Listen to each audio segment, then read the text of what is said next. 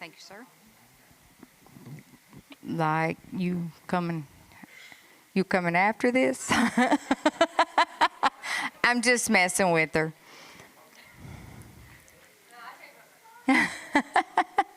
No, you made eye contact.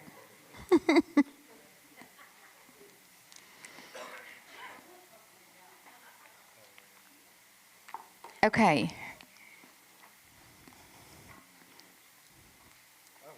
We're starting. Yeah, we're starting. Y'all are behind. Man, we're just sitting and talking and having a good time. And little do we know, class had started, right? Yes, teacher. Sweet. Well, it's good to see everybody back. Y'all had a good week so far? Good. Good. No? You said no? Hey? Cold. Yes. I thought you said no. I was like, at least you're honest. Yeah. So we have started a new series, and now I'm not in here all the time, so my memory isn't great. But do we have anybody that's new here for the first time? Okay, I thought I didn't recognize you all. Anybody else? Patty. Yeah. Okay. Yeah. All right. Well, then let me go ahead and let's set the scene for you just so you know what is happening. Wednesday night is totally different than any other church service you'll attend. This is open forum. We invite you to be a part of what is happening. So we'll pick a topic and we discuss it. And what's so powerful about Wednesday nights at Round Table is that as adults, you get to share what you've been through. And you get to talk about how you've overcome those things. And that, in turn, empowers other people, because that's what we're here to do, is to empower other believers, right? I mean, this is a walk that we walk out together. So we're going to pick, like I said, we've got a topic, and I'll explain all that in a minute. But as we go, I'm going to ask questions, and then we want you to raise your hand if you've got something to add to the conversation. They'll bring a mic around just so you can share with the group and contribute to what we're talking about, okay? And please wait on the mic. And the reason we do that is because we're not live streaming technically, but we're doing it like a podcast. Yeah, so it's not a live stream video, but people audio. Come on and they're listening. So, and if you don't talk in a mic, they can't hear you. Sweet. All right. So we started just the other day. Actually, our first session in this one was last week. And we have started this book called The Bait of Satan by John Bevere. And if you haven't read it, I highly encourage you to read it. You can get this book. There's a lot of places you can get it for free. If you're into audiobooks, you can get it on Spotify. I listen to it back and forth to work every day. So lots and lots of good stuff in this book. Before we get into tonight, though, Pastor, why don't you open us up with a word of prayer, and then we'll dig into it, okay? Father God, we thank you for tonight, dear Heavenly Father. We thank you for this opportunity to come out and be together once again, dear Heavenly Father. We thank you for giving us this, dear Lord, to present to the body, dear Heavenly Father. Let us learn, dear Lord. Let us grow. Let us become more like you. In Jesus' name, amen. So this one's going to be a lot like last week. I want to open up with a question, and then we're going to dig into some highlighted quotes from the book, just because I wish I could sit here and read you the whole chapter, but we ain't got that kind of time. And but I'm just going to read some quotes directly from the book that are good, and then we're going to dig into asking some questions, okay? So this session is called How Could This Happen to Me? So this one is going to be about how we love to place the blame on everybody else for what has happened to us. You know, it's everybody else's fault. It's always everybody else's fault. But I want you to think, and this is the question. So, can you remember a time in your life when you said, "How could this happen to me?" And if so, if you're comfortable to share with the group, what was going on question. And y'all know I love awkward silence. I will sit here to the end of the service.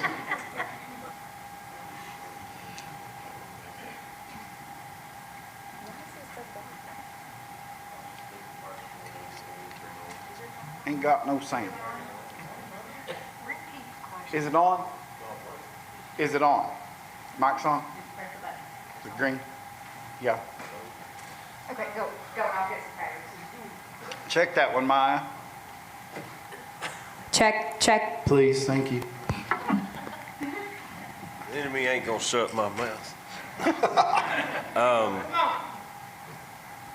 When I was a kid, a teenager, I blamed God. I tried to blame God for my parents splitting up and stuff, and everything that happened with my best friend that took his own life and all that stuff, which led me down a really bad road. Sweet. Do you want to add to it? Is that what you said? Repeat the question. Okay. The question was, can you remember a time in your life when you said, "How could this happen to me?" If so, what was going on?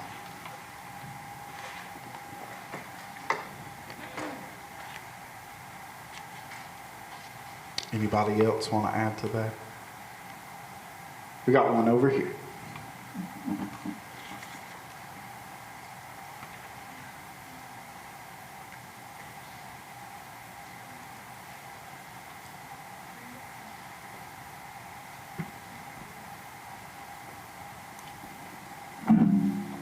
Made her walk a maze to get to me, but we made it.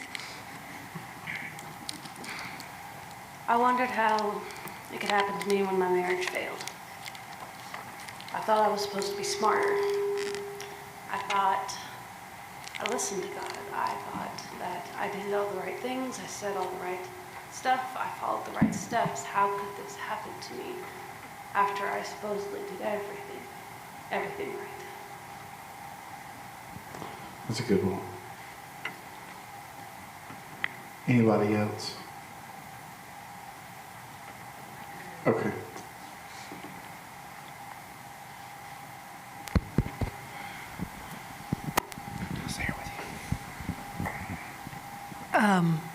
In 1979, it was Christmas, and there was a it was raining real bad in Houston, and we were watching the news, and it was about 10 o'clock at night. Again, Christmas night, and my brother had left to go with his girlfriend to a party, and there was a clip on the TV about a little boy who had been buried in a mudslide, and the mother had said, "Christmas will never be the same for us." And I immediately in my head said, "Oh, Christmas will always be the same for us, because nothing like that could ever happen to us." The very next clip was about a young man in a vehicle that had just been shot and killed on the highway. That young man turned out to be my brother. And yeah, at that point, I was wondering, how could this happen, you know? Wow. All of those are definitely really heavy moments of times when you could say, how could this happen to me? You know, sometimes it doesn't matter. I had a conversation with someone just this week, and I said this very statement. Sometimes it doesn't matter. We can do everything right, and we can make all the right decisions and feel like we're doing the best and being the best that we can be. And still, sometimes life will just come and turn you on your head. And it will leave you sometimes asking, how could it happen to me? 2 weeks ago today, they air flighted my dad to Park West Hospital with an aorta rupture. Didn't give us much hope. They had a 10 and a half hour surgery. Doctor come out, still didn't give us much hope. We asked him for a percentage. He wouldn't even give us a percentage. And he said the next 24 hours was critical. We'll look at it and talk to you more about it then. We had everybody all over the country praying for my dad. And the doctor come out on Wednesday morning, early Wednesday morning, after being in surgery all night, and he said he should have never made it to the hospital.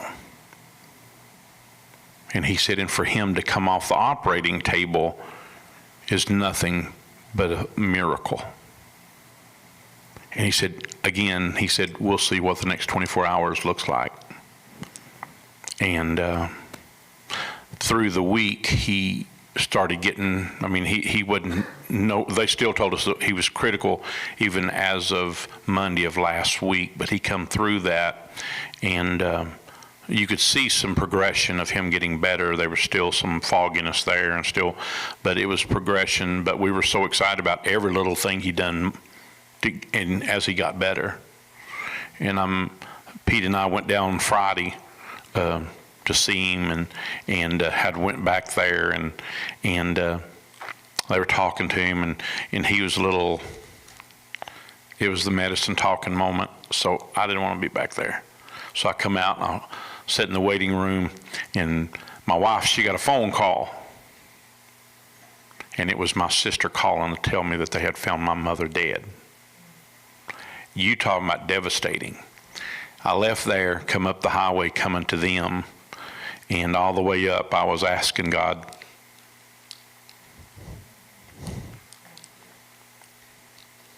why me? When is this going to stop? I've had enough.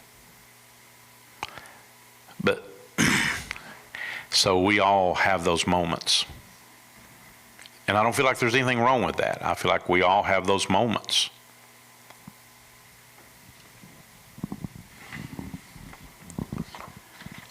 I think that anytime there is a moment of how could this happen to me, where that question has arisen, in a time of reflection of that, there's always a look back on how, why, or who is to blame for this. Whether it be loss, a lot of times people go through, the stages of grief. There's anger, there's all these things. And there are a lot of people, a lot of believers who in a time of very close loss or devastating loss, that they find their relationship with God to be hardened. They almost blame God for the things that have happened. We carry a spirit of offense for someone or something. And that's exactly what this book is about. As you all know, and we talked about it last week and we opened this up, the spirit of offense is the bait of Satan. You given the right to feel like you have the right to harden your heart to whatever and whoever is the bait of Satan. And that's what this entire book is about. But tonight, we are going to talk about all of the times that we think about it's somebody else's fault. Or when we're always pointing the finger. A major sign that a person is offended is pointing the finger of blame at others. So, whether the recipient has actually done anything or not, we find ourselves finding blame somewhere. And now, I want you to understand that sometimes it is someone else's fault. 100%. There is a doubt in my mind that some of you all who know my story, every traumatic event that happened to me was from the age of newborn all the way through 13, 14.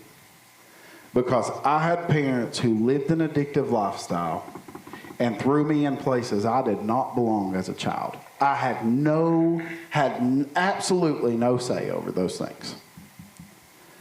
Someone else was to blame. Now, I could have took that and sat on my high horse and cried for the rest of my life and used it as an excuse for every downfall I ever had for the rest of my life. Yes, sir. But I don't get to carry that offense. I don't get to. I can't carry that hurt and that hate in my heart. So I have to figure out how to make it, how to give the forgiveness that's due, and move on. Because the moment I become of the age of accountability, I'm responsible for what happens from there on out. I can no longer lean on my past. The future is all that matters from that point. Here's a few strong quotes from this book, and I want, if you're a note taker, some of these are really good. First one, all of us will experience mistreatment in this life. When it happens, we have two options. Give in to temptation, to blame others and complain to God, or let go of the offense and leave it in God's hands. If we choose to trust Him and not be offended, we'll come out of it better, not bitter. Yep. Here's another one. I love this so much. This is hard to swallow. No human on earth and no devil in hell can take you out of God's will. No human on earth and no devil in hell can take you out of God's will. He holds your destiny securely in His hands. The only one who can take you out of His will is you. You are the only one who holds that power.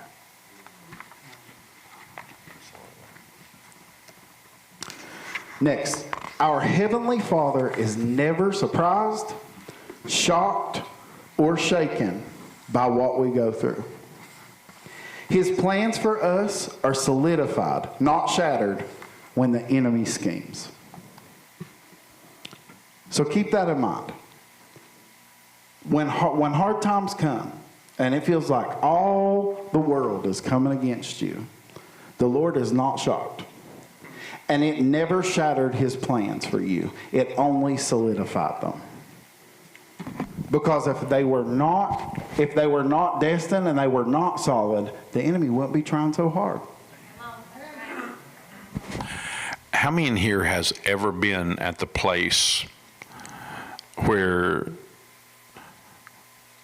you expect God to do something, especially when you realize that nothing shocks God?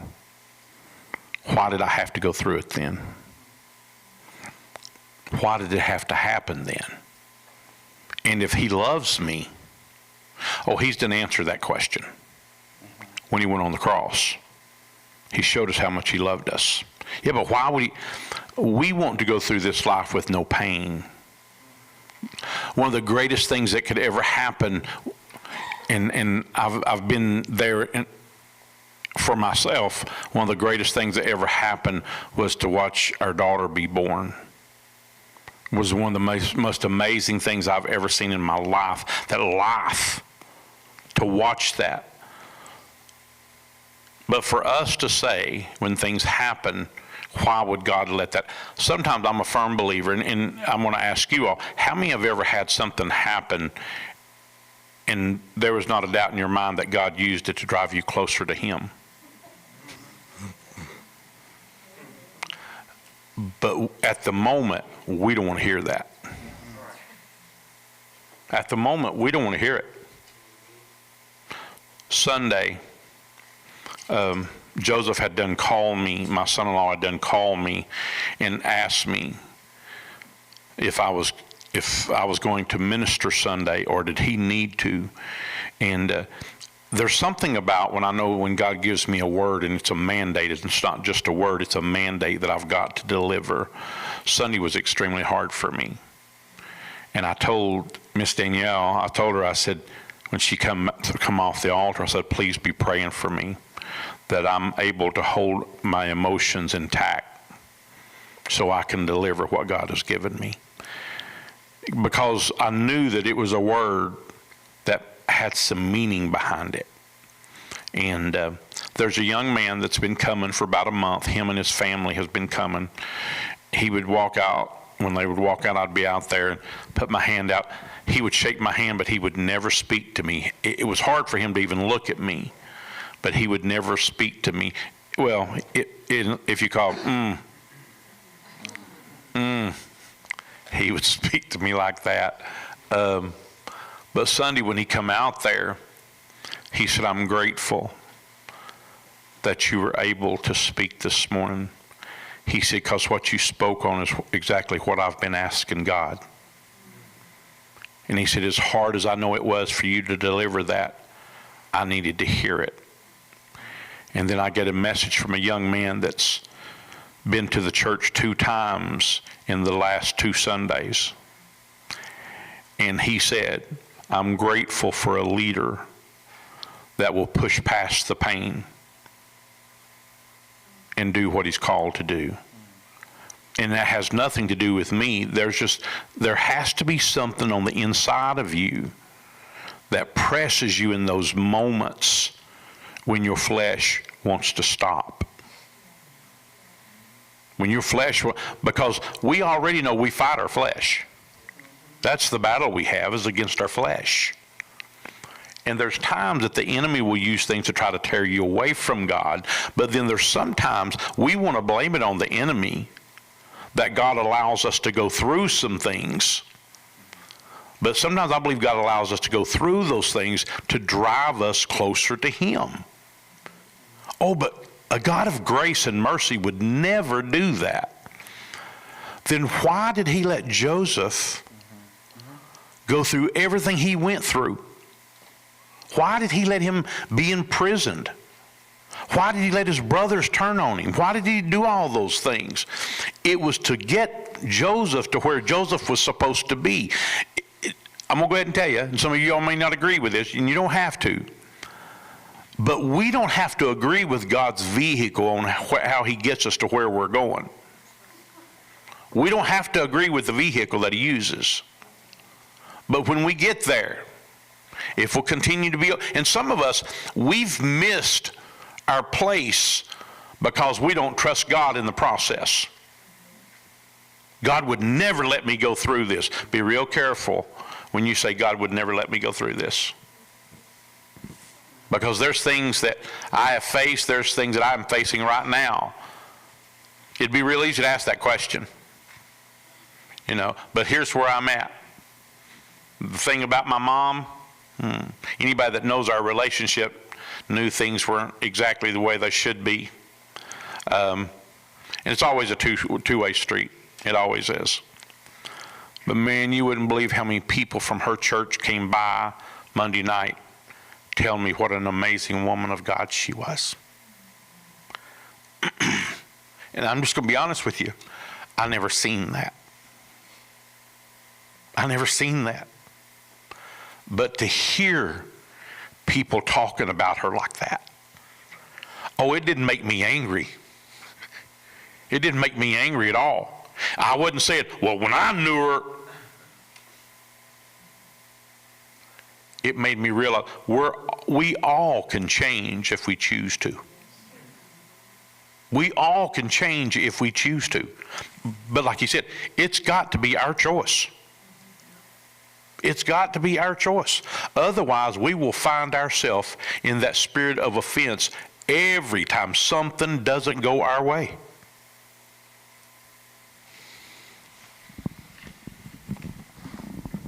I have a couple more for you. God has already I love this too. God has already laid out the master plan for our lives. Before the earth's foundation, He chose us as His secret weapon for this time. Yes, sir. He has a specific life mission for each of us to complete.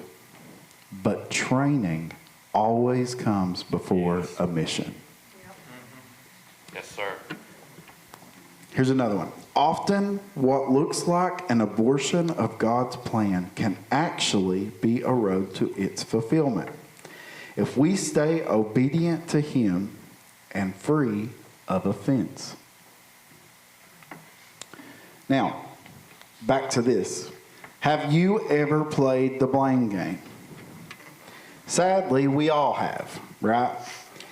It's a terrible tendency each of us can fall into when things don't turn out the way we planned. Adam and Eve were the first to play it. It's possible Joseph played it while he was in prison. Maybe he wrestled with thoughts like, if it weren't for my brothers, I could be home right now enjoying a great life with my father. So have you ever thought like that? How would you fill in the blanks of this sentence? If it weren't for blank, I'd have a better blank. Think about that. You don't have to answer. I just want you to keep that thought in your mind. Okay? And now we're going to get ready to open up some actual questions. I think one of the most important things, and something I've definitely learned if you've ever sat down, if you've ever mediated a conversation between two people who are fighting, and as a manager in a job, I feel like I do that more than I want to. I told someone, actually talking about placing the blame, I told someone just this week in a meeting, I said, they were like, what do you think about, because the person I was talking to is actually a financial advisor now, and he used to manage a branch in a bank, and I was just asking him, I was like, so what made you leave that position? And he was just talking about what he didn't like about managing people. And yeah, and people are mainly that's the reason. But, he said, well, what are your thoughts? And I said, well, here's what I'll say. Going into this, because the lady that was with me in this meeting, she said, that's what she said. She said, I don't like the people part of it. I really don't like the people part of that position. And I said, well, for me, that's the part that I do like. I do like being able to sit down with people. I do like being able to empower people. I love being able to equip people, and then in turn watch them succeed and grow and prosper.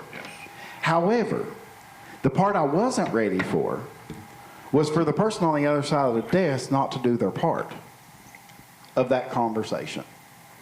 And then I stopped, and the conversation went on, and I said, wait, I need to correct something. Please don't think that I'm passing the blame off on someone else. What I'm saying is there has to be some accountability for yourself. Absolutely. And it's one of those things like you can lead a horse to water, but you can't make it drink. I can help, and I can advise, and I can direct and guide you. But if you walk, and no sooner than you've walked out my doorway are doing the exact same thing, we're just going to have this conversation again in a couple days. Yeah. And at this point, we're not going anywhere. You know what I'm saying? So it's a two-way street, and everybody has to own up to, and this is what I was going to say. A lot of times when I find myself mediating people, and they start talking about how, well, she done this, and he done that, and she done this, and he done that, and the only words I'm getting from them are what's wrong in the other side, I love to ask this question. What role do you play in this? Okay, I hear you. I hear this is their problem. But what portion of this can you take responsibility for? Most of the time, they ain't got anything to say. And I'm like, that's where the problem is. If you'd realize that what you're contributing is not a good thing, we could grow, But we always want to pass the blame.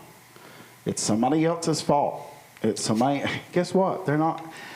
You are the only person, as much as when you drive down the road, that person who pulls out in front of you is not the reason you said that dirty word. I know it's what you want to say, but it ain't. You are the only one who has control of your emotions. Pete and I, we've life coached quite a few married couples, and Pete always has an assignment for them. They will very seldom ever leave our office without an assignment, and because she wants them to be able to come back and tell her the good parts, the bad parts, and the parts they need to work on. And I'll never forget it. We were in our first building that we were in years and years and years ago. And we come back in for the second meeting, and he says, well, I couldn't find any, I searched my heart and I couldn't find anything I was doing wrong. You can imagine how that was. Anybody knows her, anybody that knows her at all? Was she like, great, I have a list? Well, and then he starts this trying to talk over his wife every time she'd say something. And I thought, oh, dude, it'd be just stay quiet. Just don't say nothing.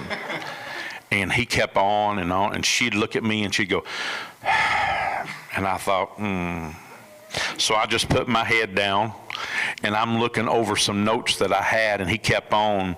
She stands up and walks right over to him. She said, I'm going to need you to shut up. And he looks at me and said, are you going to let her say that to me? I said, and I said, well, it sounds like you need to be quiet.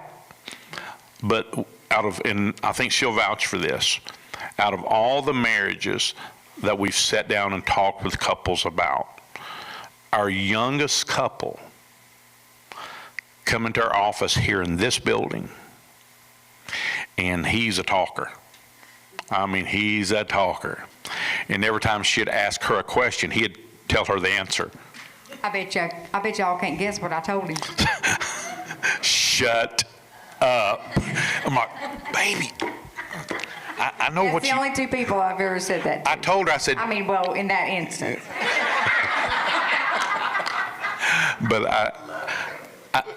But she told him, she said, I need you to shut up. I want to hear from her. I don't want to... She said, that's the problem in your home. You won't shut up long enough to realize what's wrong with her. And do you know, she gave them that assignment. They came back the next time. Before they got here, they called us that week and told us, you can't imagine the shift in our relationship. It shifted when they started writing down and seeing the issues that they had. It shifted in that. When they came back, we probably had the most productive meeting we have ever had with a couple. They're still married. They're doing great. They got a baby on the way, you know. But the whole thing shifted when they realized their issues. Yeah. You know, and some of us, we don't ever want to take blame. It's always somebody else. And we don't even want to take blame when we know that we've responded in a way we shouldn't have responded, and we're mad because they're mad. You know? So it's real easy to get offended when you carry a spirit of offense. Okay, so we've talked a lot. Now, it's your turn. Ready? Get your hands ready, okay? All right. Joseph was a man who loved God deeply and had a significant call on his life. He was loyal to his father, Jacob, and highly favored by him. Out of extreme jealousy, Joseph's older brothers sold him into slavery, which began 14 years of intense difficulties. Question number 1. Do you think that Joseph had to work through any feelings of anger, hatred, bitterness, or revenge? Why or why not? And what other emotions have you had to work through as a result of being mistreated? This is a 2-part question. I'm going to hold you accountable for both. And I can re-ask the question. You want me to do that? Yeah. Okay. Do you think that Joseph had to work through any feelings of anger, hatred, bitterness, or revenge? Why or why not? And what other emotions have you had to work through as a result of being mistreated?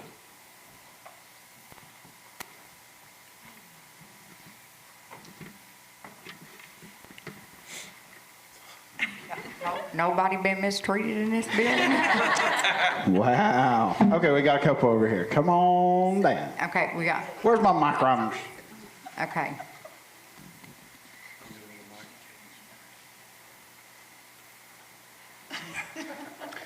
Also, too, I think we were having some like feedback issues. If you'll hold that closer, I think what's happening is it's so far away, they're having to turn it up really loud, and we're getting some. So,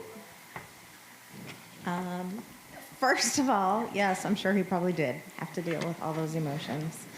And for me, probably through my divorce and the infidelity that was there, self-doubt is an emotion you have to work through and not give into, I guess. So the anger and the resentment and the revenge and the should I kill him in his sleep? But also the self-doubt. What did I do wrong? What do I have to change? Where could I have done better to prevent this, which you probably couldn't have, but you do have to work through that as well. plot people's death. Got it. Okay. I would assume he had to have gone through a whole slew of emotions and thoughts, especially when he met his brothers again. And he had the power and the ability and the resources to make all those bad thoughts, all those thoughts of revenge, of returning that betrayal back on them. I imagine that it was quite the temptation. I've definitely gone through a fair share. Like, I believe your name's Mel. Forgive me if I'm wrong, but as Mel said, it's, okay, good. I used to call it a pendulum that I would swing from. On one end, it was pride, it was anger. I didn't do anything wrong. I did the right things. I followed the wisdom, I followed the advice of those who trusted and in positions of wisdom that I should listen to. I did everything right. It's like, it's not my fault, it's what he did. It's like, it's all because of him that we're in this situation. It's all because of him that we're here. But then at the opposite side of that, what could I have done? What could I have changed? Could I have pushed him more? Could I have given him more space? Was I too soft? Was I too hard? Was I not smart enough? Was I not strong enough? Was I not patient enough? Should I have just waited? Would he have gotten better if I just waited? But it's quite a slew of things. It's like, because you play the blame game, but eventually that pendulum swings and the finger's not pointed at the opposition, it's pointed at you. And you have to realize that there are some things that maybe you could have done differently. Maybe it wouldn't have changed everything, maybe it wouldn't have fixed everything, but it could have changed. Maybe it would have been better. Maybe it just would have been different. But the finger points at you and you've got to face it head on.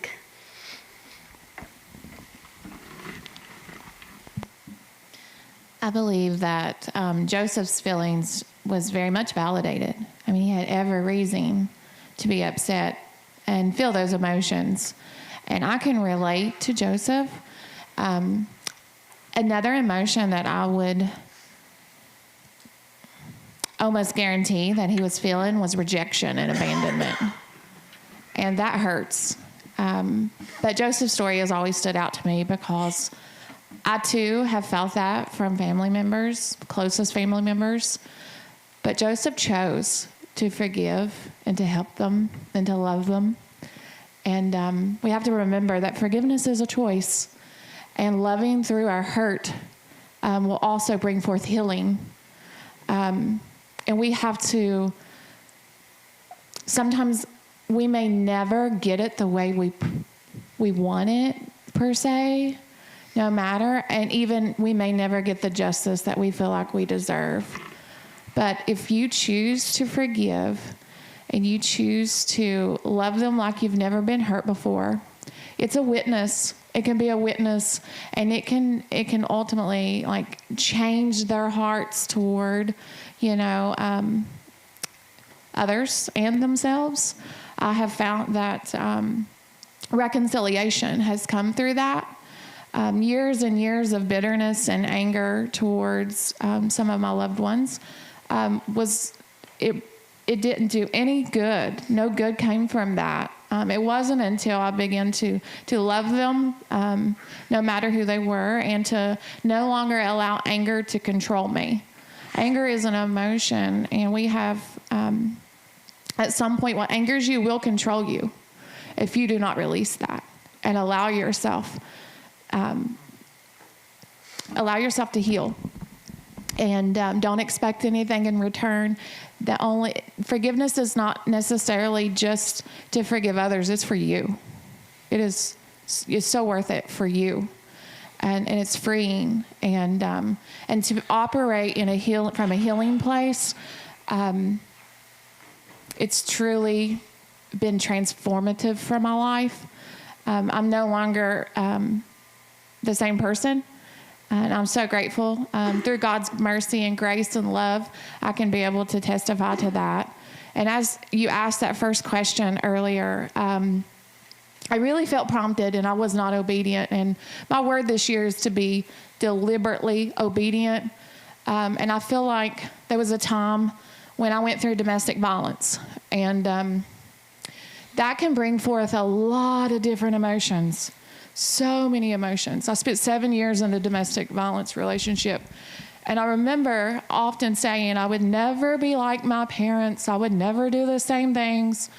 I would never. And I ended up repeating the same cycle, the same cycle as my mother.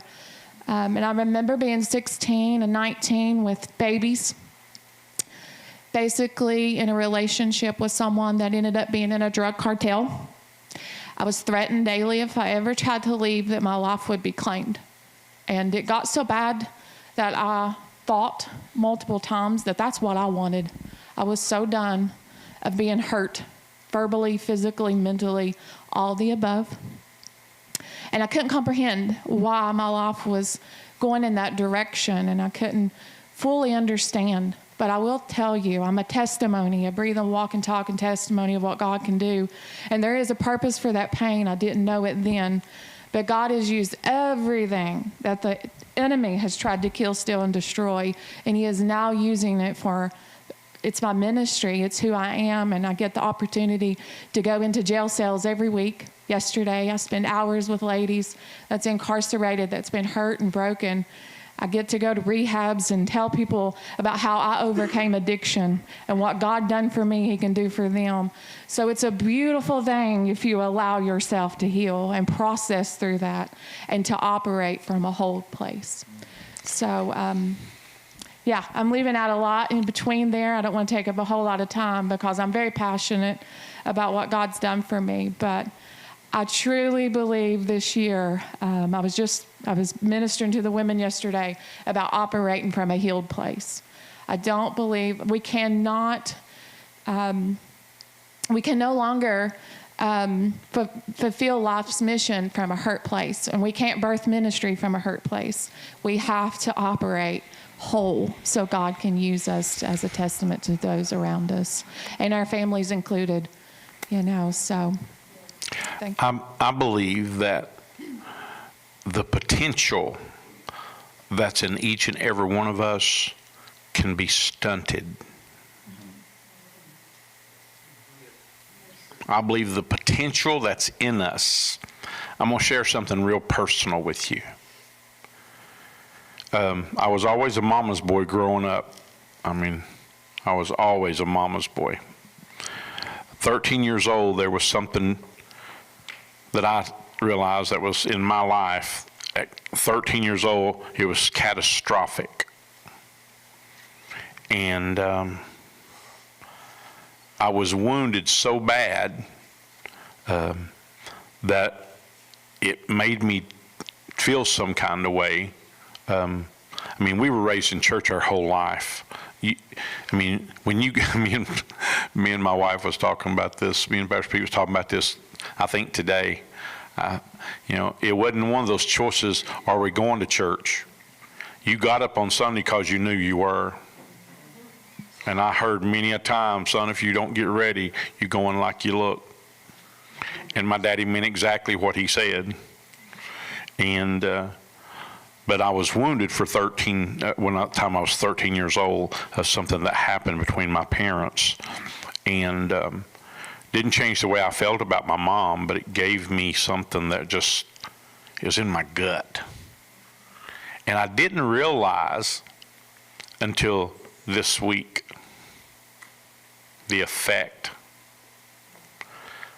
Because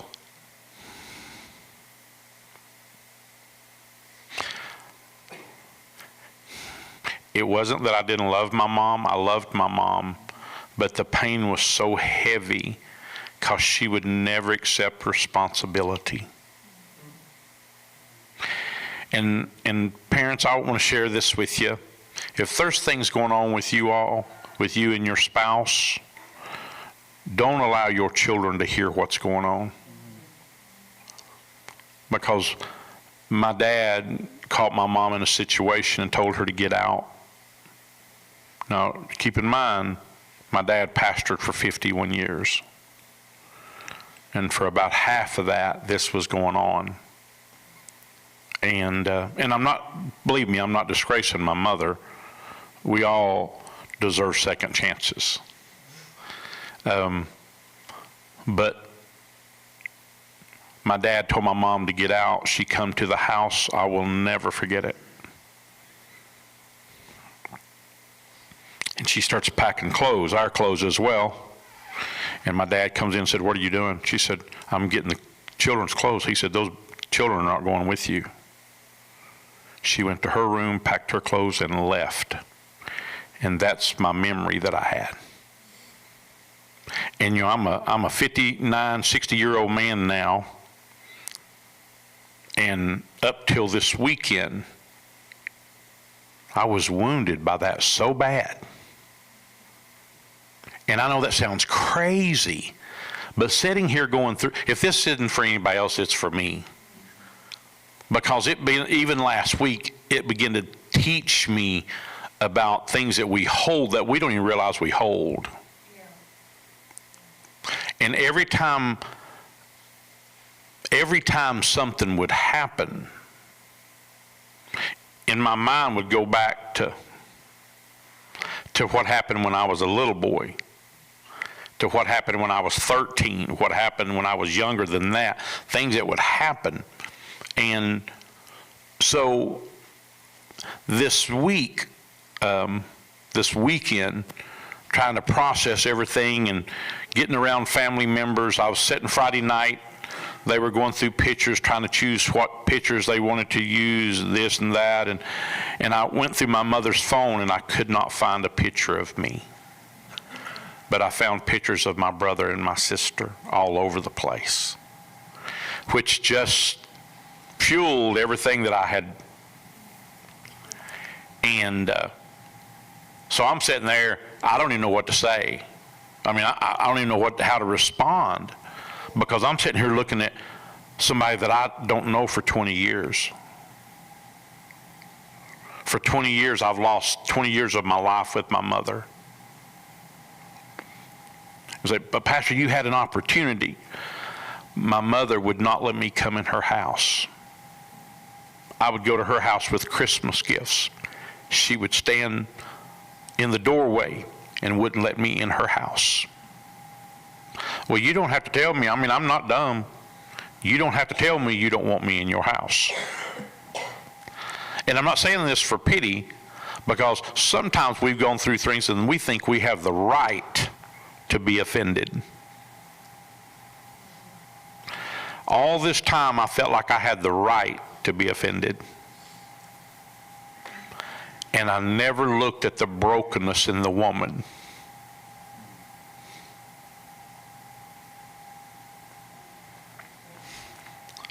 And my sister told me Friday night, she said, "Baby brother, Mama loved you. She loved you." And I just kind of shook my head. She said, no, she loved you. She told me that she knew that she had ruined your all's relationship. She just didn't know how to say she was sorry.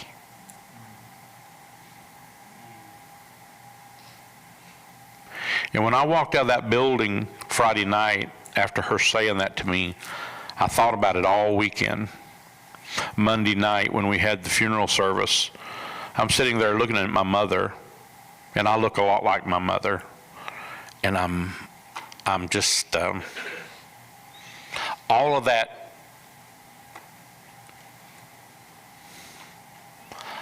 that I felt inside, the hurt, the pain, all that, it just left. And it didn't leave because she died. It left because I realized that she had changed her life. And then I began to be sad because I wasn't a part of that change. And I wasn't a part of that change because I wouldn't talk. I wouldn't talk. Because in my mind, she didn't want to talk to me. She didn't want anything to do with me. So why do I? The one thing that I realize is that my mother was an amazing, even if it was for the last 3 or 4 or 5 years of her life, my mother was an amazing woman of God.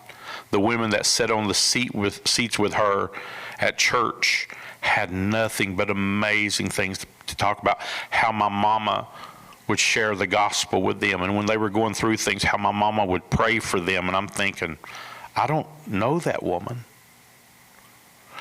But the one thing that I do know is I got to hear her testimony from all these, everybody that come from her church that come by us Monday night was telling me what an amazing mother I had. And I know you know that. And I thought to myself, the first couple that went by, I thought, no, I don't. But by the end of the night, I'm thinking, but I do now. Because every one of them come by was saying those things, you know. And here's the thing. We can choose to hold on to that bitterness and that anger and that frustration, or we can choose to let go of it. And you know what? I've been real good. They have been people hurt me in ministry, hurt me, cut me to the core, and I've been able to let go of it because I wasn't attached to them. I was attached to her.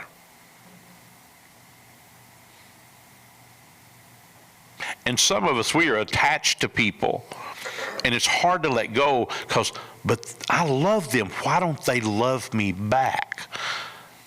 What is the real story? I mean, that's my mom. I've not known or realized the story behind that because I didn't want to know. All I knew is that and I'm just being straight honest with you, because she hurt me. And some of us, when we get hurt, we don't want to hear what's happened after that. We just want to hold on to the hurt. Be real careful with that, because I've realized one thing. Hurt is like a cancer. It never goes away until you choose to let it go. And it damages your heart in all of that, because you're holding on to something that you don't know if it's changed or not, but you're going to hold on to it till the bitter end. That isn't destroying anybody but you.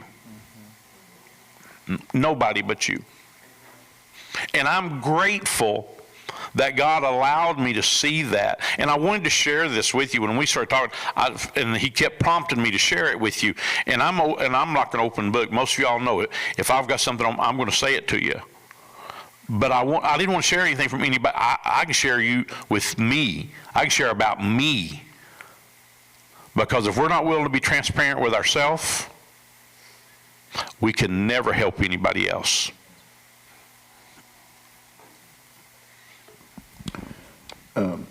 I don't want to move on from this question because I don't think that we have enough time. But just to add to this, the next question in this, and it's all kind of like, I feel like as we've talked, we've answered both of these, so I'm going to just read it so we know the context. But it says, in what ways can you personally identify with Joseph's story, and how does his response and how he was rewarded give you hope and encouragement?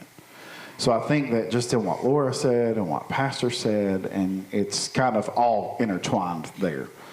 And as you were talking, you know, for me, I think that when I think about this right here and how I personally relate to this, is a lot of, kind of in the same sense, a lot of bitterness. So my parents were terrible people. They were terrible people.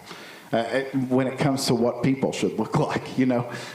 I tell joking stories about how we used to, like, they would put me in a dumpster so we could rob and steal steaks for food, and like that was, they would sell them on the street and make more money. It's wild stories. But anyway, 7 years old, my mom made the decision. She, you know, after I got older and we had conversations, she would say, you know, I knew that at that point I had to leave your dad because either one of two things were going to happen. Either he was going to kill himself in my presence, or he was going to kill me in your presence. And I didn't want either of those things to happen. So I had to leave. He was very, very abusive. So at 7 years old, she left him. But then he was the one, Mom had already been married, and her husband had died when she met my dad. She had never touched a drug in her entire life.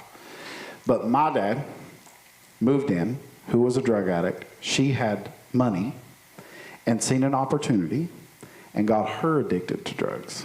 And then they had me, and she was 42. So, complete surprise.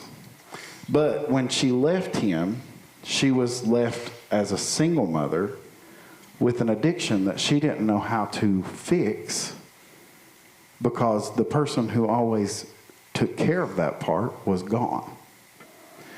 So I was left in a lot of, I mean, I can remember being 7 and 8 years old and being left in my home for 3 and 4 days by myself, not knowing when somebody was going to come back. And we didn't have cell phones. I didn't know how to text, you know, so we're just hoping that eventually I don't run out of food before somebody comes back. So with that being said, I became an adult real quick, right?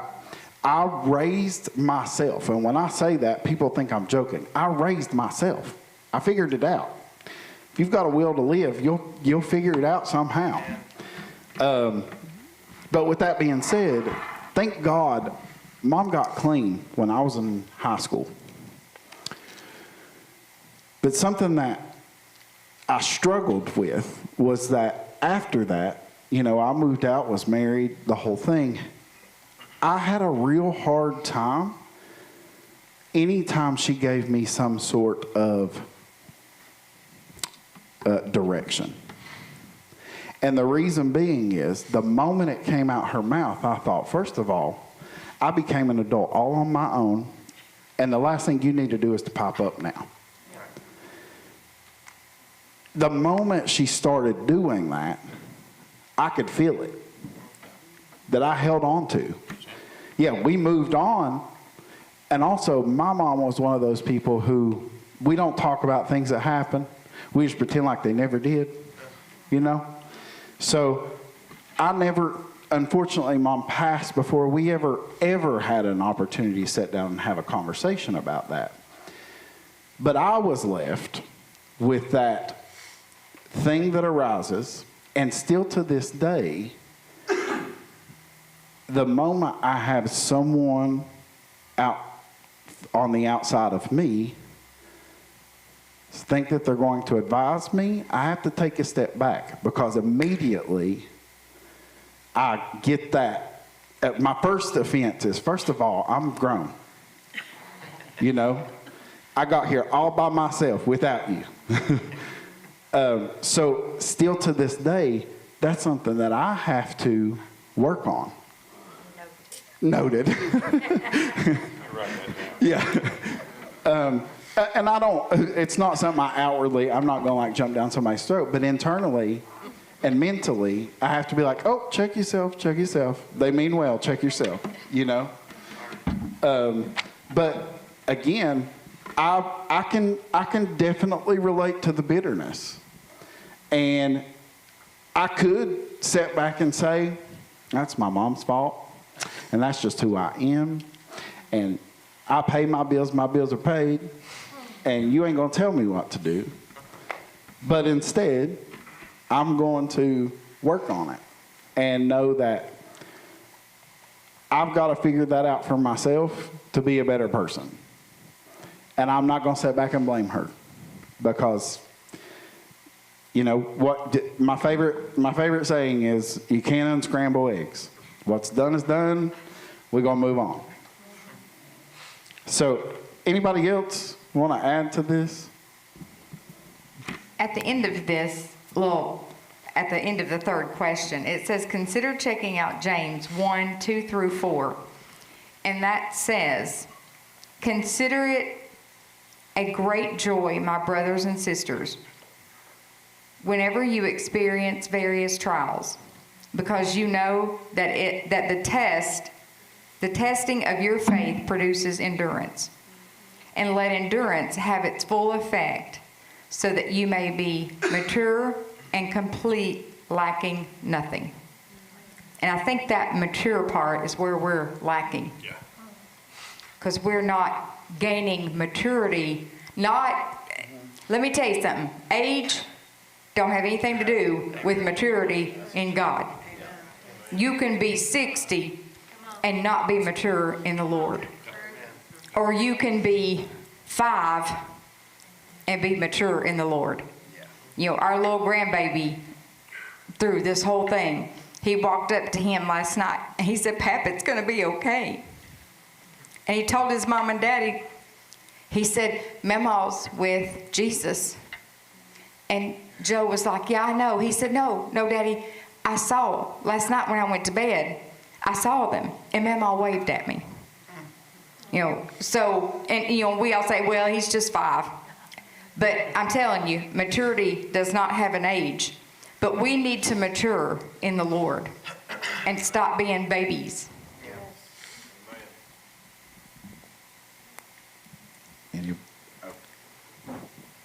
I think a lot of us, especially Gen X and older, have a lot of things with parents, and I'm one of those too.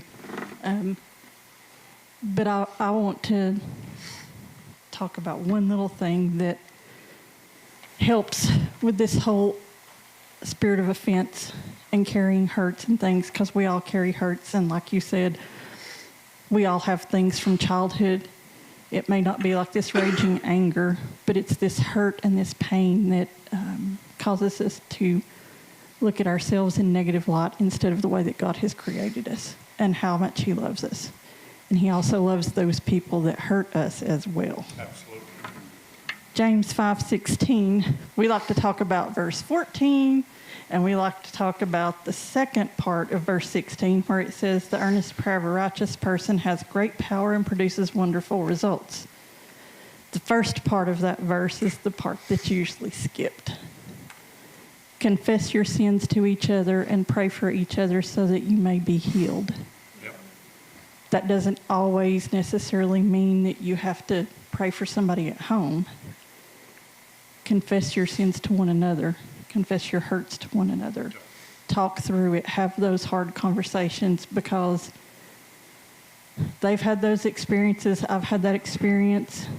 Once they're gone, you can't have those conversations, and you really wish that you would have pushed through the painful feelings and the awkwardness and the anxiety in order to get to the truth, so that you can be healed and the relationship can be transformed. And in that process, you're transformed too into the image of Christ. So.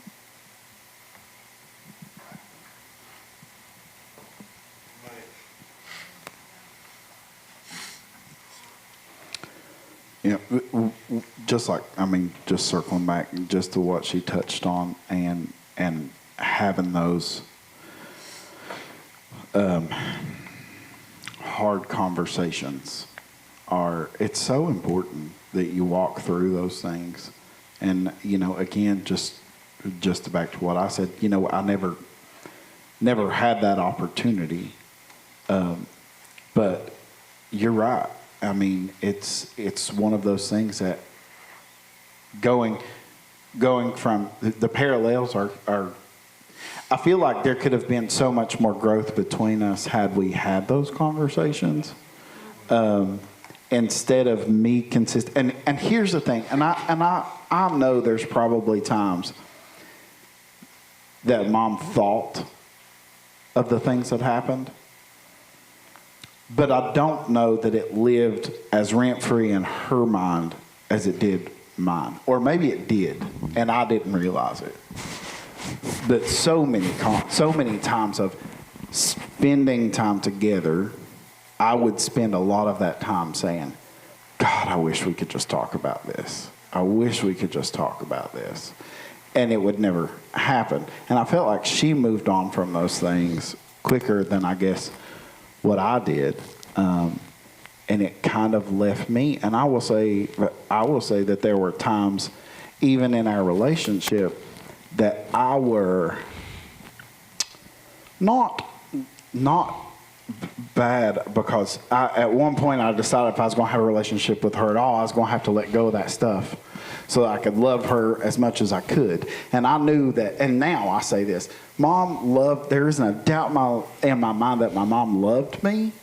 She just loved me the best that she could in spite of the circumstances that were handed to her. You know what I'm saying? But when it came to the love that she could give me, in spite of addiction and all of the things, she gave it to me, 100%. But I know that even after I grew up, I found myself a lot less tolerable of her, a lot less forgiving of her, being more stern than what she deserved. And those are things that I regret now that she's gone.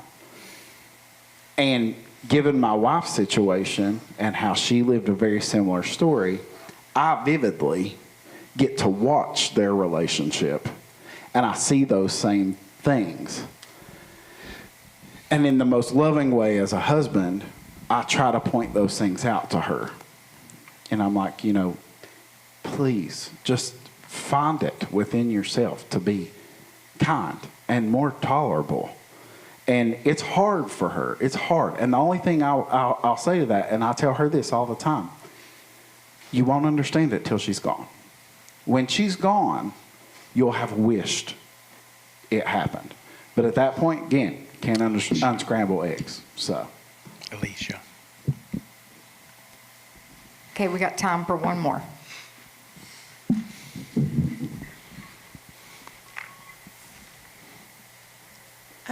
The biggest thing is you won't get out of hurt with a victim mentality. Right. If you want to continue to be a victim and you can't get over that victim mentality, you will continue to be a victim. A lot of us have been hurt by people and things that we can't change, that's beyond our help. But you can help how you heal. And the biggest thing is pray for them. And hurt people. And we got to understand a lot of times things come through generational curses, things come from things that was just passed through bloodlines. You know, there was a time, my story is a lot similar to yours, not so much as addiction, but there was a lot of abuse, a lot of neglect. I blamed my mom for years and years, and she's with the Lord now. But it wasn't that my mom was a bad mom. My mom was an absent mom. The abuse and neglect came from a husband that I thought she chose over her children and my older brother. And, you know, as she was going through chemo and she was in the hospital, you know, we had worked on our relationship the last few years. And there was a lot of hurt and that she carried that I didn't even know about, and guilt because she never told me about her being absent. But my mom was just trying to provide. She put her ex-husband through nursing school while she worked. And, you know, so she was gone all the time. But she carried guilt that I wasn't even aware about until she was going through there, and her I call him my pops because it's the only father figure I had, and God gave him to me before he took my mom home because he knew I was going to need that. Sorry. Because I've never had parent figures. You know, I've lived on my own since I was 14. And he kept saying, what is wrong with your mom? She's telling everybody her whole history, everybody that comes in the room. She's telling these doctors and nurses, and he's like, honey, can you not air out all your bad laundry? And I said, let her. I said, she's getting deliverance, she's getting healing. And she had said that even. She was like, I feel better and I feel at peace the more I talk about it. So that confessing to one another, it's vital. If you want to heal, don't hold those things in. Don't give the enemy the fuel to use those things against you, to make you bitter, to make you not heal. You know, I don't care who you tell, you know, go tell your dog, you know, speak it out, heal, you know, confess to one another. And you'll find in that process of talking about the hurt, the things that you've gone through, that it'll open up and let somebody else talk about things that they need to heal from too. And it's just like a cycle. You know, you find a friend you confide in, they open up, they confide in you, and you both get healing. And then they'll go on and they'll talk to somebody else and help somebody else along the way.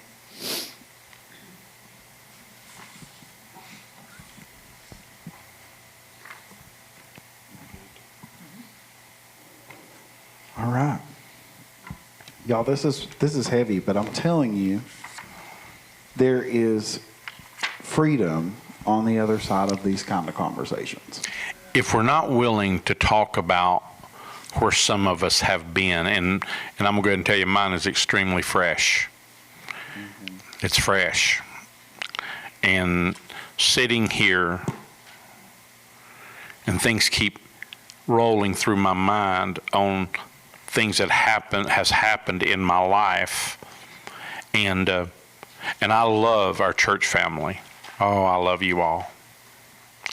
But a few years ago, I had to pull back a little bit.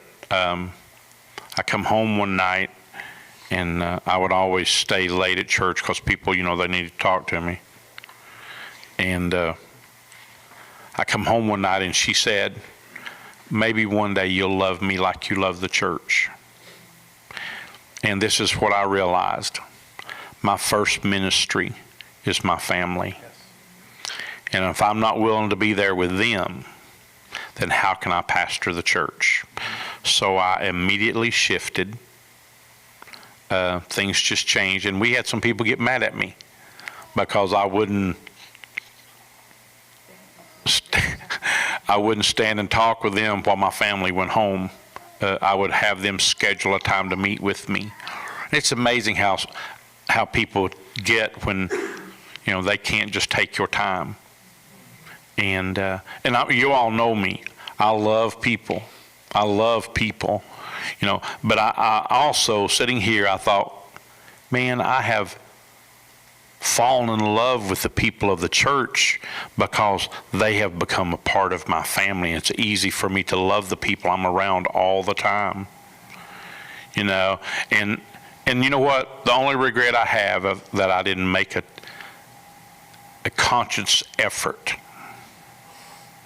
to push past what I felt and even what I saw, to let my mom. I told her I never left my mother that I didn't tell her I loved her, and I meant it. But this is the crazy thing. My mama had never said anything about our ministry, ever. And we've been doing this for 17 years. She had never said anything about the ministry till Christmas. And she said, I've been hearing your church is doing really good. And I said, you have? And she said, yeah. And she said, I just wanted you to know I'm so proud of you. And she said, I'm going to make my way up there one of these days. She said, I'm going to shock you, and I'm going to make my way up there one of these days. And thinking about it now, knowing my mom the way I knew my mom, that was my mom's way of saying, I'm sorry. I'm sorry. you know, and just sitting here, that's what I feel like come to me just sitting here. And it's amazing how God will let you experience things when you begin to open up about hurt, because I think we hold those things and it's like a cancer. It eats us from the inside out, you know, and we can't. And even though I guarded mine real well, I really felt like I guarded mine real well, it didn't affect nobody else but me. But in turn, when you're leading people and you allow things like that to affect you, it does affect them. They may not even know it, but they don't get the best of you. All right. So real quick, just show of hands, since we're all being vulnerable. How many in this room has ever been like church hurt? People hurt. Okay. All right, great. So next session, next Wednesday, is called My Father, My Father. And it's talking about hurt from leadership. So it'll be good. If you're following along in the book, read chapters 4, 5, and 6, I think, to be prepped for next week's conversation, okay?